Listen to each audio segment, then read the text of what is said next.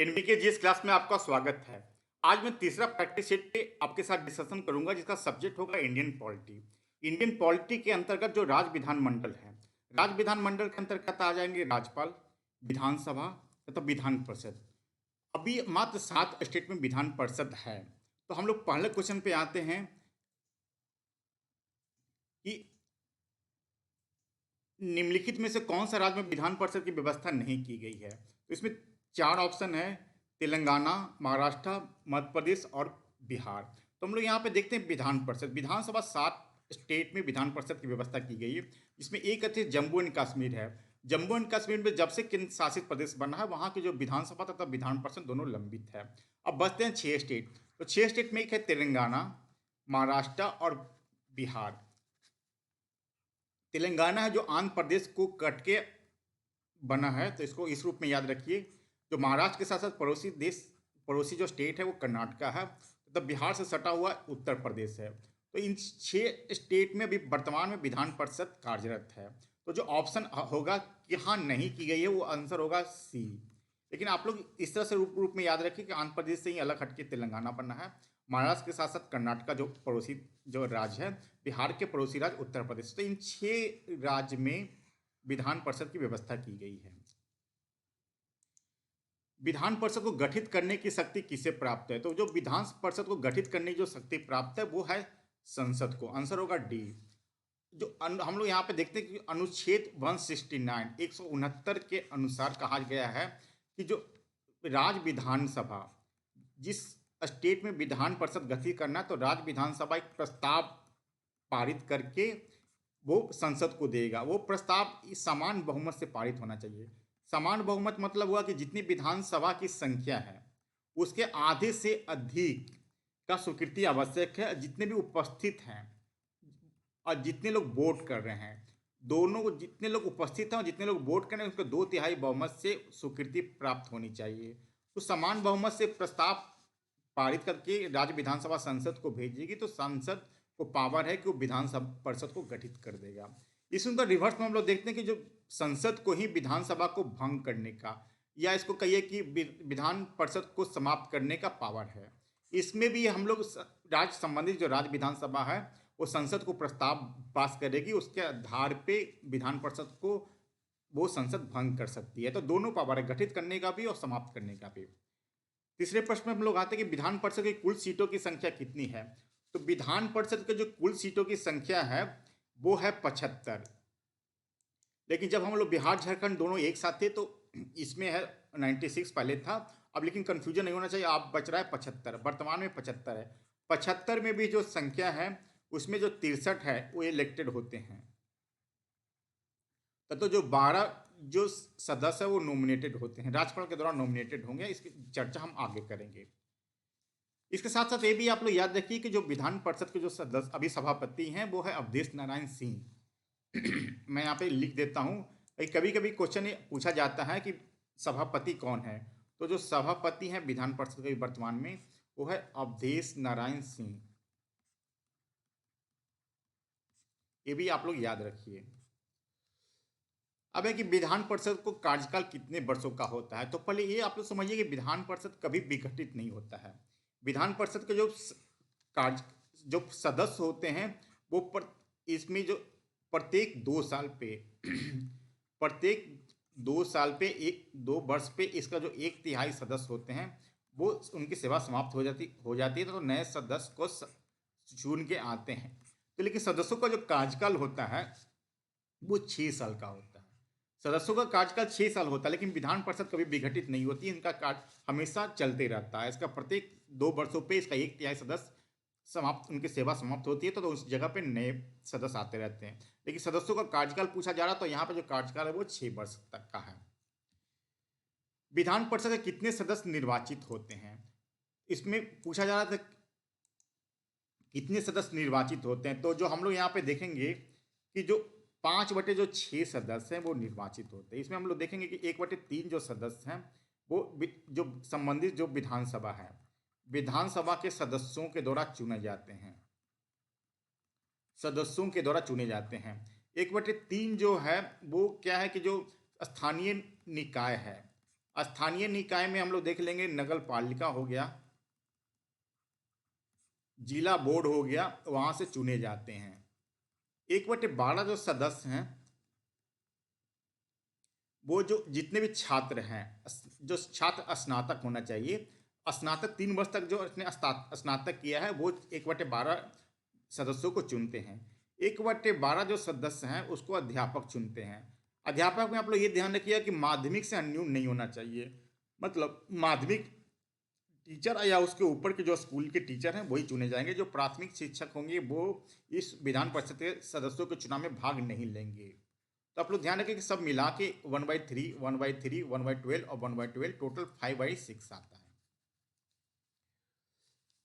अब अगला क्वेश्चन है कि विधान परिषद के कितने सदस्यों को महामहिम राज्यपाल द्वारा मनोनीत किए जाते हैं। तो अभी हम लोग देखें कि 5/6 सदस्य चुने जाते हैं, तो 1/6 जो बचा वो मनोनीत होते हैं। इसका आंसर होगा डी।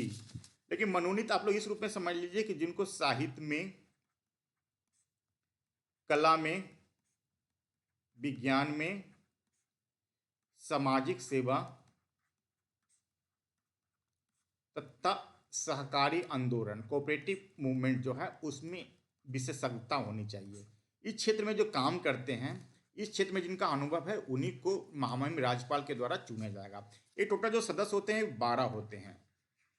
अभी हमने चर्चा की टोटल 75 जो सदस्य होते हैं उसमें 63 होते हैं वो इलेक्टेड होते हैं, तथा जो 12 होते हैं वो नॉमिनेटेड होते हैं। तो वही 1/12 जो है सदस्य वो नॉमिनेटेड होते हैं। विधान परिषद समान विधेयक जो जनरल विधेयक है उसको अधिकतम कितने कितने माह तक रोक सकता है। तो यहाँ पे हम लोग देखते हैं कि जो कोई विधेयक पारित कैसे होता है, पहले जहाँ पे विधानसभा के द्वारा वो पारित किया जाता है।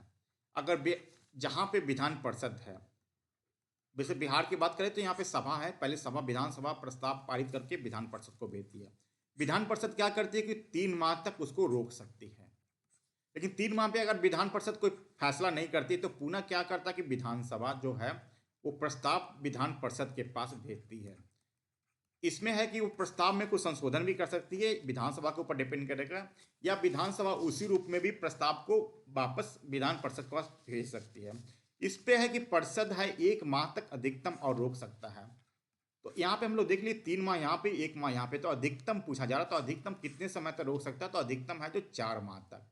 फर्स्ट टाइम में 3 बार, दूसरे बार अगर भेजा जाएगा तो 1 माह, अधिकतम 4 माह तक वो विधान परिषद रोक सकती है। अब है कि वित्तीय विधेयक, धन विधेयक के संबंध में विधान परिषद किसी भी वित्त विधेयक को अधिकतम कितने दिनों तक रोक सकती है, अधिकतम कितने दिनों तक वित्त विधेयक की बात की जा रही है। यहाँ पे देखिए विधान परिषद है कि जो पावर है वो संसद में राज्यसभा के समान ही इसको पावर प्राप्त है। यहाँ पे भी जो वित्तीय विधेयक है, धन विधेयक है, उसको अधिक समय तक विधान परिषद नहीं रोक सकती है।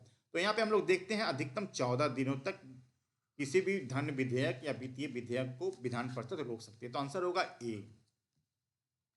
विधान सभा की अधिकतम संख्या कितनी निर्धारित की गई है। तो हम लोग यहाँ पे देखते हैं जो अनुच्छेद 170 है, अनुच्छेद 170 के तहत कहा गया है, आप लोग अनुच्छेद इसको याद कर रखते जाइएगा, आप लोग मेंस में कोट करने के लिए होगा, या तो प्री एग्जाम में भी, प्रीलिम्स में भी पूछा जा सकता है। तो अनुच्छेद 170 के तहत कहा है जितने भी विधानसभा उसको अधिकतम जो सदस्य होंगे वो 500 होंगे, जो न्यूनतम है वो 60 होंगे। तो आप लोग याद रखिएगा जो मैक्सिमम लिमिट है वो 500 है, मिनिमम लिमिट 60 है। तो यहाँ पे अधिकतम संख्या पूछा जा रहा था, तो अधिकतम संख्या होगा बी, 500। भारत के किस राज्य की विधानसभा में न्यूनतम निर्वाचित प्रतिनिधियों की संख्या है। तो अभी हमने देखा कि जो अनुच्छेद 170 के तहत अधिकतम संख्या 500 होता था, जो न्यूनतम संख्या है उसमें है 60। लेकिन कुछ अपवाद है क्योंकि बहुत छोटे स्टेट भी जैसे हम लोग देखते हैं सिक्किम हो गया, गोवा हो गया, अरुणाचल प्रदेश। अरुणाचल प्रदेश का एरिया वाइज देखें तो बड़ा प्रदेश है, लेकिन पॉपुलेशन वाइज, डेंसिटी वाइज देखें तो काफ़ी छोटा है ये। तो यहाँ पे जो 3 स्टेट है, गोवा, सिक्किम और अरुणाचल प्रदेश, यहाँ पे कहा गया कि इसको जो न्यूनतम संख्या वो 30 हो सकती है, 30 रखा गया। इसके अलावा जो मिजोरम है, आप लोग इसको याद रखिए, मिजोरम में जो न्यूनतम संख्या रखा गया है वो 40 है। ये 4 स्टेट अपवाद हैं क्योंकि 170 अनुच्छेद में बोला गया था कि जो न्यूनतम संख्या होगा 60 होगा। तो यहाँ पे हम लोग देखते हैं कि विधानसभा के न्यूनतम सदस्यों की प्रतिनिधियों की संख्या कितनी रखी है। तो जो सिक्किम स्टेट है वहाँ पे मात्र 32 प्रतिनिधि चुने जाते हैं। तो यहाँ पे इसका आंसर होगा ए, सिक्किम। बिहार विधानसभा की कुल सीटों की संख्या कितनी है? तो जो बिहार विधानसभा की जो कुल सीटों की संख्या है वो है 243। आप लोग इसको याद रखिए, हमेशा क्वेश्चन आते हैं। जो 324 से कन्फ्यूजन मत कीजिएगा, 324 बिहार झारखंड जब एक था तब था। अभी वर्तमान में जो संख्या है वो 243 है। लेकिन आप लोग ध्यान रखिए, जो 243 में भी जो 38 सीट है वो एससी मतलब अनुसूचित जाति के लिए रिजर्व है। जो 38 सीट है, इसके अलावा जो 2 सीट है वो एसटी के लिए रिजर्व है, अनुसूचित जनजाति के लिए रिजर्व है। जनजाति का पॉपुलेशन जब से झारखंड अलग हुआ है, जनजाति का पॉपुलेशन काफी कम है, इसे मात्र 2 सीट रखा गया रिजर्व पॉपुलेशन के हिसाब से, और अनुसूचित जाति की जनसंख्या अधिक है इसलिए 38 सीट रखा गया पॉपुलेशन के हिसाब से। तो याद रखिएगा 243 में भी 38 सीट एससी के लिए और 2 सीट एसटी के लिए रिजर्व है। हो सकता है इससे क्वेश्चन है। विधानसभा में निर्वाचित होने के लिए न्यूनतम आयु कितनी निर्धारित की गई है? तो जो आयु निर्धारित की गई है वो है 25 वर्ष। विधानसभा के चुनने के लिए जो निर्वाचित, हम लोग देखते हैं कि वोटिंग राइट 21 वर्ष में हमको प्राप्त हो जाता है। जो 25 वर्ष में नहीं, 18 वर्ष में ही हो गया, 21 से घट के 18 वर्ष हो गया, तो 18 वर्ष में हम लोग वोटिंग राइट मिल जाता है। यहाँ पे ये है कि 25 वर्ष में विधानसभा में निर्वाचित होने के लिए न्यूनतम आयु निर्धारित की गई है। लेकिन जब लोक हम परिषद की बात करते हैं विधान परिषद में, तो विधान परिषद के सदस्य बनने के लिए जो न्यूनतम आयु है वो 30 वर्ष है। तो आप लोग याद रखिएगा, विधान परिषद के लिए 30 वर्ष, विधानसभा के लिए 25 वर्ष। विधानसभा का कार्यकाल कितने वर्षों तक निर्धारित होती है? तो जो विधान परिषद का जो कार्यकाल निर्धारित होती है वो 5 वर्ष के लिए होती है। लेकिन इसके पूर्व भी विधान परिषद है, सॉरी, जो इसके पूर्व भी राज्यपाल अगर चाहें तो इसको विघटित कर सकते हैं। लेकिन इसमें एक प्रोविजन लगाया गया कि अनुच्छेद 172 के तहत अगर किसी भी स्टेट में राष्ट्रीय आपातकाल लगा हो, राष्ट्रीय आपातकाल, उसमें भी ये है कि 352 की तरह 352 के अंतर्गत अगर आपातकाल लगा हो, अनुच्छेद 352 के अंतर्गत, तो इसमें है कि 1 वर्ष तक हम उसको बढ़ा सकते हैं कार्यकाल को। तो अगर अनुच्छेद 172 के तहत अनुसार किसी स्टेट में अगर राष्ट्रीय आपातकाल अनुच्छेद 352 के अंतर्गत लगा हुआ हो तो उसमें 1 साल के लिए हम बढ़ा सकते हैं, यानी उसका जो कार्यकाल होगा 6 वर्ष तक अधिकतम हो सकता है। लेकिन समान कार्यकाल पूछा जा रहा है, विधानसभा का कार्यकाल कितने वर्षों के लिए निर्धारित होता है? तो ये उसको कहिएगा 5 वर्ष। विधानसभा के कुछ सदस्यों का जो निर्वाचन होता है वो प्रत्यक्ष रूप से होता है, कुछ क्या सभी सदस्यों का जो निर्वाचन होता है वो प्रत्यक्ष रूप से होता है। लेकिन अपवाद स्वरूप जो कहा जा रहा है कि कुछ स्टेट में जो सदस्य का निर्वाचन अप्रत्यक्ष रूप से होता है। तो हम लोग यहाँ पे देख चुके हैं जितने विधानसभा के जो सदस्य होते हैं वो जनता के द्वारा प्रत्यक्ष रूप में चुने जाते हैं, प्रत्यक्ष रूप से चुने जाते हैं, डायरेक्ट वोट अब करके उसको जिताते हैं। लेकिन जो नागालैंड और सिक्किम 2 स्टेट ऐसे हैं जिसमें कुछ सदस्यों को अप्रत्यक्ष रूप से चुना जाता है। विधानसभा के जो अब कुछ सदस्यों को अप्रत्यक्ष रूप में चुना जाता है। तो इसका आंसर सी और डी दोनों सही है, इसलिए इस पे आंसर होगा उपयुक्त में से एक से अधिक। अब अगला क्वेश्चन पे आता है कि विधानसभा की निहरता मतलब अयोग्यता, डिस्क्वालिफिकेशन के मामले में निर्णय निम्नलिखित में से किनके द्वारा लिया जाता है? निहरता मतलब ये लोग याद रखिएगा, अयोग्यता से रूप में हम लोग इसको देखेंगे, क्वेश्चन समझना आवश्यक है। या डिस्क्वालिफिकेशन हम लोग करके देखेंगे, ये अयोग्य नहीं था फिर भी वो चुना गया, तो इसका निर्णय कौन करेगा? तो यहाँ पे ऑप्शन सी हम लोग देखते हैं, निर्वाचन आयोग के परामर्श पर राज्यपाल के द्वारा, निर्वाचन आयोग के परामर्श पर राज्यपाल के द्वारा निर्णय लिया जाता है। अगर विधानसभा के कोई सदस्य होते हैं वो आयोग घोषित किए जाने के लिए निर्वाचन आयोग के परामर्श पर राज्यपाल द्वारा किया जाएगा। राज्यपाल की नियुक्ति किनके द्वारा की जाती है? तो राज्यपाल की नियुक्ति जो होता है वो राष्ट्रपति के द्वारा की जाती है। राष्ट्रपति के एक टर्म आता है प्रसाद पर्यंत, जब तक राष्ट्रपति चाहें तब तक वो राज्यपाल बने रहेंगे। राज्यपाल जब चाहे वो, राष्ट्रपति जब चाहें जब राज्यपाल को हटा सकते हैं। तो नियुक्ति जो की जाती है वो राष्ट्रपति के द्वारा की जाती है। राज्यपाल को पद एवं गोपनीयता की शपथ किसके द्वारा किया जाता है? तो हम लोग अभी डिस्कशन किए कि राज्यपाल का जो नियुक्ति होती है वो राष्ट्रपति के द्वारा की जाती है, लेकिन पद वो गोपनीयता की जो शपथ होती है जिस स्टेट के वो राज्यपाल बने हैं उस स्टेट के उच्च न्यायालय के न्यायाधीश के द्वारा। अगर सपोज कि बिहार में हम लोग देखते हैं कि बिहार के राज्यपाल की नियुक्ति होती है तो पटना हाई कोर्ट के जो न्यायाधीश होंगे वो उनको शपथ दिलाएंगे, पद एवं गोपनीयता की शपथ दिलाएंगे। राजकाल राज की कार्यपालिका शक्ति मतलब एग्जीक्यूटिव जो पावर है उसका प्रधान कौन होता है? तो किसी भी स्टेट के जो एग्जीक्यूटिव कार्यपालिका शक्ति का जो प्रधान होता है, साथ साथ संवैधानिक जो प्रधान होता है वो होता है राज्यपाल। राज के अंदर अगर जितने भी काम होते हैं वो राज्यपाल के नाम से ही किए जाते हैं। सब एग्जीक्यूटिव बॉडी का प्रमुख जो होता है वो राज्यपाल होता है। आप लोग मुख्यमंत्री से कंफ्यूजन मत कीजिएगा, जितने भी काम होते हैं वो राज्यपाल के नाम से ही किए जाते हैं। एग्जीक्यूटिव बॉडी का जो प्रमुख होता है वो राज्यपाल होता है। राज्यपाल की कार्यावधि कितने वर्ष निर्धारित की गई है? तो जो राज्यपाल की जो अवधि है टेन्युअल पीरियड, कितने वर्ष तक वो राज्यपाल रहेंगे उसकी अवधि निर्धारित जो की गई है वो 5 साल। ये काफ़ी कम ऐसे जो हैं राज्यपाल मिलेंगे जो अपना टेन्योर पूरा करते हैं, इसके पहले ही वो उनको हटा दिया जाता है या उसका ट्रांसफर कर दिया जाता है। इसी अनुसार देखिएगा केंद्र राज्य संबंध पे जो एक आयोग आया था काफ़ी फेमस है, केंद्र राज्य आयोग पे जो सरकारी आयोग का रिकमेंडेशन था कि जो कार्यावधि है वो 5 वर्ष निश्चित होनी चाहिए। 5 वर्ष निश्चित होनी चाहिए ताकि जो राज्यपाल है वो निडल होके वहाँ पे राज्य में जो एग्जीक्यूटिव बॉडी संवैधानिक प्रमुख का जो दायित्व है वो निभा सके। निम्न में से किसकी नियुक्ति राज्यपाल द्वारा नहीं की जाती है? तो ऑप्शन पे हम लोग आते हैं जो राज्य के जो महाधिवक्ता है उनकी नियुक्ति की जाती है। राज्य के जो विश्वविद्यालय का जो वाइस चांसलर है उनकी नियुक्ति भी की जाती है। राज्य लोक सेवा का आयोग के सदस्य एवं अध्यक्ष एवं सदस्य उनकी भी नियुक्ति की जाएगी। लेकिन आप लोग याद रखिएगा इसको हटा नहीं सकता है राज्यपाल, इसको हटा नहीं सकता है। इसको जो हटाने का प्रोविजन है जो सुप्रीम कोर्ट के न्यायाधीश और जो राज्य उच्च न्यायालय के जो न्यायाधीश है, हाई कोर्ट और सुप्रीम कोर्ट के न्यायाधीश को हटाने का जो पावर है उसी आधार पर राज्य लोक सेवा का सदस्य एवं अध्यक्ष को हटाया जा सकता है। यहाँ पे कि नियुक्ति किसके द्वारा नहीं की जाती तो ये है कि उच्च न्यायालय के जो न्यायाधीश हैं उनकी नियुक्ति नहीं की जाएगी। यहाँ पे है कि केवल राज्यपाल से जो केवल परामर्श लिया जा सकता है जरूरी पड़ने पे, लेकिन उनको नियुक्ति नहीं करते हैं वो। अगला क्वेश्चन पे आज भारतीय संविधान के किस अनुच्छेद के तहत राज्यपाल किसी विधायी कार्य हेतु अध्यादेश जारी कर सकता है? तो अध्यादेश पहले समझिए होता क्या है।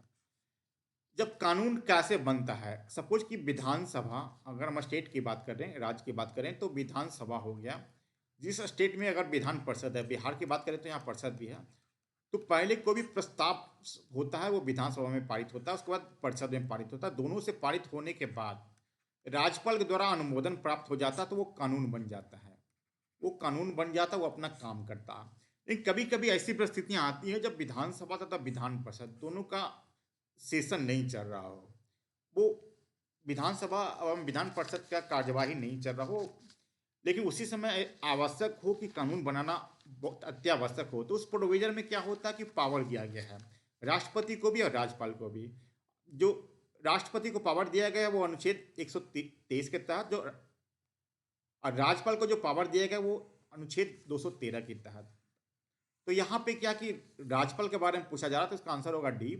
लेकिन इसका जो पावर होता है अध्यादेश का वो भी कानून के समान ही पावर होता है। जिस तरह से विधानसभा विधान परिषद पारित करके राज्यपाल के अनुमोदन को प्राप्त जो कानून बनता है उसका भी पावर अध्यादेश जिस तरह से जारी करता है उसी अनुसार इसका भी पावर होता है। लेकिन इसमें यह है कि उस विधानसभा एवं विधान परिषद से स्वीकृति आवश्यक है, एक निश्चित समय सीमा के अंदर स्वीकृति आवश्यक है, नहीं तो वो अध्यादेश निरस्त माना जाएगा। इसी अनुसार जब भी राज्यपाल चाहे इस अध्यादेश को वापस ले सकते हैं, राज्यपाल पे डिपेंड करेगा।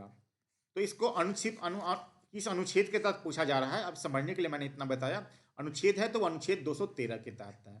आप लोग याद रखिएगा अनुच्छेद 123 के तहत राष्ट्रपति के द्वारा सेंट्रल गवर्नमेंट में अध्यादेश जारी किया जाता है, राज्यपाल के द्वारा राज्यपाल के द्वारा अनुच्छेद 213 के तहत अध्यादेश जारी किया जाता है।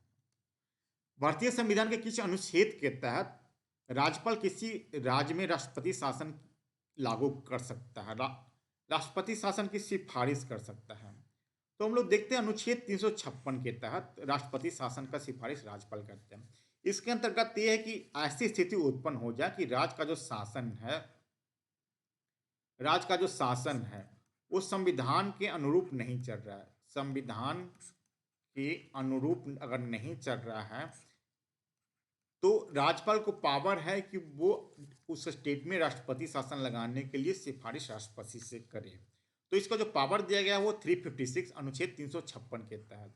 इसका दुरुपयोग हम लोग पहले काफी देख चुके हैं, लेकिन अभी वर्तमान में अनुच्छेद 356 का काफी कम उपयोग किया जा रहा है। भारतीय संविधान के किस अनुच्छेद के तहत राज्यपाल राष्ट्रपति के विचारों के लिए किसी विधेयक को आरक्षित रख सकते हैं?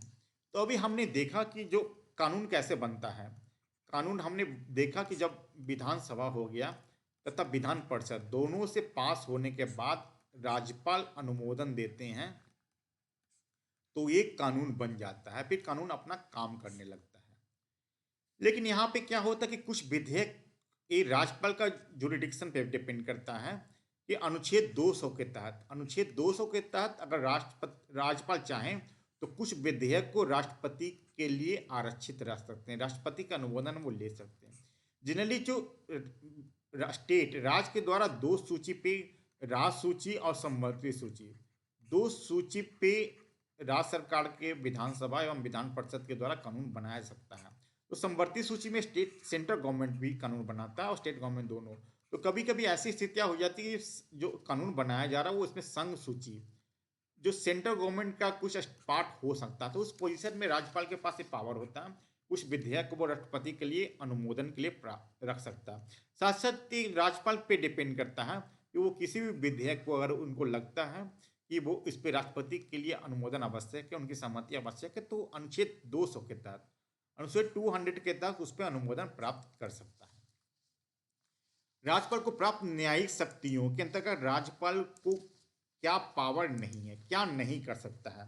तो हम लोग देखते हैं यहाँ पे कि जो अनुच्छेद 161 एक के तहत राज्यपाल को न्यायिक शक्तियां प्राप्त है। राज्यपाल को जो न्यायिक शक्तियां प्राप्त है वो अनुच्छेद 161 एक के तहत 1 के तहत।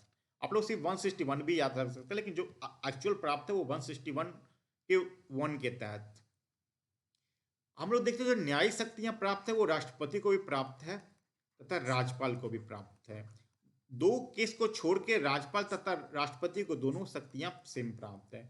दो केस हम लोग देखते हैं जो कि यहाँ पे जब मृत्यु दंड हो जाता है, मृत्यु दंड को क्षमा करने का पावरशिप जो है राष्ट्रपति को है, राज्यपाल को नहीं है।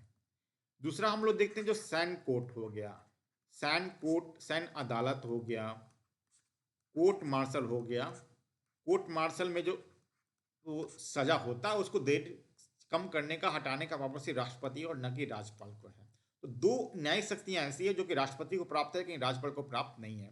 तो यहाँ पे ऑप्शन में हम लोग देखते हैं तो जो तीसरा ऑप्शन मृत्युदंड को क्षमा नहीं कर सकता है, तो ये ऑप्शन सी होगा। इसमें पूछा जा रहा था कि राज्यपाल क्या नहीं कर सकता है, क्या नहीं कर सकता, तो मृत्युदंड को क्षमा नहीं कर सकता। अब पांचवा क्वेश्चन और लास्ट क्वेश्चन पे हम लोग आज डिस्कशन करते हैं कि भारतीय संविधान के किस अनुच्छेद के तहत राज्यपाल को विवेकाधीन शक्तियां प्राप्त हैं? सॉरी, यहाँ पे थोड़ा आप लोग सुधार लीजिएगा, नहीं सही है, 161 के तहत ही राज्यपाल को न्यायिक शक्तियां प्राप्त था। भारतीय संविधान के किस अनुच्छेद के तहत राज्यपाल को विवेकाधीन शक्तियां प्राप्त है? तो जो विवेकाधीन शक्तियां जो प्राप्त है वो 163 के तहत प्राप्त है। हम लोग देखते हैं जो विवेकाधीन शक्तियां दो प्रकार के होते हैं, एक तो संविधान के द्वारा प्रदत्त होता है, संविधान प्रदत्त होते हैं। दूसरा होता है कि इस तरह के परिस्थिति जन इस तरह की परिस्थिति उत्पन्न हो जाती है जिसमें कि राज्यपाल को अपना विवेक से फैसला लेना पड़ता है। संविधान प्रदत्त में हम लोग देखते हैं जैसे कि मुख्यमंत्री का चुनाव करना है, मुख्यमंत्री का चुनाव करना है, अगर किसी को स्पष्ट बहुमत नहीं आया है तो परिस्थिति जन्म में हो जाए, मुख्यमंत्री का चुनाव करना है, अगर कोई राष्ट्रपति शासन लगाने का रिकमेंडेशन करना है, या कोई विधेयक राष्ट्रपति के अनुमोदन के लिए हम लोग रख सकते हैं। अनुच्छेद 200 के तहत हम लोग देखेंगे कुछ विधेयक पे राष्ट्रपति का अनुमोदन आवश्यक हो जाता है। अब परिस्थिति जन्म में हम लोग देखते हैं कि किसी सीएम की अचानक मृत्यु हो जाती है, उस पोजीशन में किसी को प्रभार देना आवश्यक हो जाता है। ये राज्यपाल के विवेकाधीन पे व्यक्ति पे हो जाते हैं कि कुछ समय के लिए किसी को कार्यवाहक मुख्यमंत्री घोषित कर सकते हैं। इसमें हम लोग देखते हैं कि अगर कोई बहुमत खो देता है, कोई मुख्यमंत्री जो है बहुमत खो दिए हैं लेकिन वो त्यागपत्र नहीं दे रहे हैं, तो उस पोजीशन में वो उनको बर्खास्त कर सकता है। अगर किसी को बहुमत, चुनाव हुआ, किसी को बहुमत प्राप्त नहीं है, बहुमत नहीं है तो जिस भी गठबंधन को राज्यपाल को लगता है कि बहुमत वो साबित कर सकते हैं, उस गठबंधन को सरकार बनाने के लिए, सरकार गठित करने के लिए आमंत्रित कर सकते हैं। तो दो तरह के विवेकाधीन शक्तियां प्राप्त है, एक संविधान प्रदत्त और दूसरा है परिस्थिति जन। इस तरह की परिस्थिति बनती है उस अनुसार। तो जो अनुच्छेद 163 के तहत उनको ये शक्ति प्राप्त है। तो मैं समझता हूँ ये जो 25 क्वेश्चन है जो बिहार विधानमंडल जो हो जाएंगे, राज्यपाल, विधानसभा, विधान परिषद, ये काफ़ी 25 क्वेश्चन इंपॉर्टेंट है। तो मैं, अगर ये वीडियो आपको अच्छा लगता हो तो कृपया इसको लाइक कीजिए, कमेंट बॉक्स में जरूर लिख के बताइए कि आपको ये वीडियो कैसा लगता हो, और अभी तक हमारे चैनल को सब्सक्राइब नहीं किए तो कृपया इस चैनल को सब्सक्राइब कर लीजिए। धन्यवाद।